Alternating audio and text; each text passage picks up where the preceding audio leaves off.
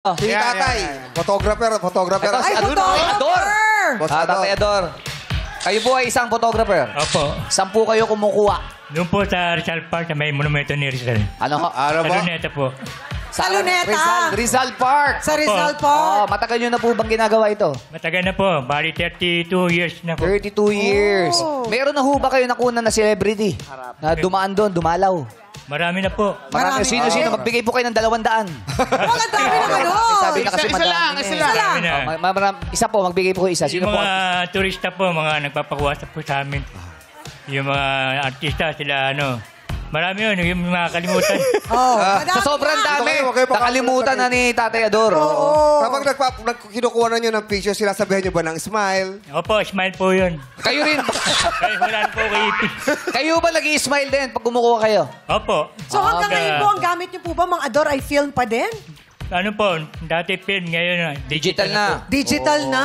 Opo. Aba, Kasi nag-level uso up ngayon, na kayo. Yun yung Nakakatuwa. uso kasi. Oo.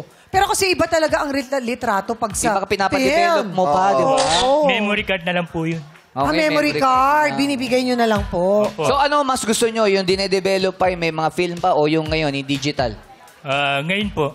Ay, yung mas gusto niya. bago Mabilis na. po ngayon, mabilis. Mas mabilis kasi. Kasi napapakita na sa ito po yung kuhanan. Di ba? Napapakita na eh, no? Hindi na uso ngayon ang develop. Bakit? Oo. Jowa agad.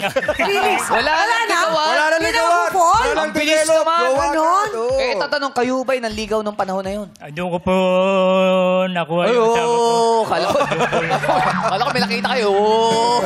Marami na po. Sino po nakilala nyo? Doon. Mrs. nyo po? Opo, doon ko po nakilala. Ano po nyo nakilala? Naging customer ko po yun dati. Ano yung customer nyo? Alam ko paano niya tinawag. Ano? Sinipulan niya. Paano po yung paano po yung sinipulan? Oo. Sinipulan niya ba?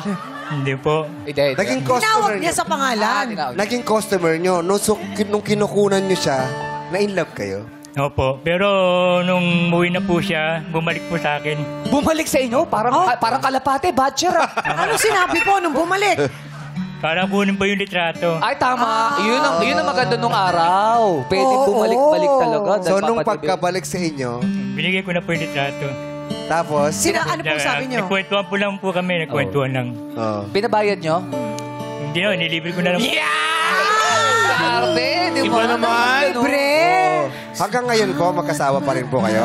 Opo. Ito nga siya eh. Hindi siya. Hindi si Ate Bill yan. Iba yan. Kala ko siya Ilan po ang naging anak ninyo? 5 po, 5. Lima. Oh, baka nanonood siya, batiin nyo. Batiin po nyo. Ito ba yung camera ni Dan? Ayan, batiin nyo tayo. Binabati ko po yung pamilya ko sa bahay. Nanonood po sila ngayon. Si Mrs. Ano pangalan ni Mrs.?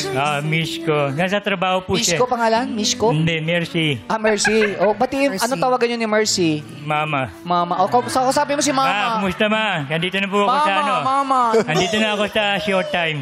Oh, Manood ka lang, nandiyan ka lang. Pero si Yes. Tatay Ador, saludo tayo rito, nakapagtapos ng anak. Yes. Kung sa Galing, ha? pagkukuha ng picture. Marangal na trabaho. Correct. Siyempre, yun ang lumalaban ng papa. Kamusta po ang feeling na nakapagtapos ako ng pag-aaral dahil sa pagkuha ng litrato? Masaya po dahil nakapagtapos ako ng pag-aaral ng mga anak ko. Wala na po problema. Bali, isa na lang po. Isa na lang. Wala yung nag-aaral. Oh, anong year na po ba yun? Matatapos na po siya, engineer. Ay, engineer. Uy! Grabe. Wow.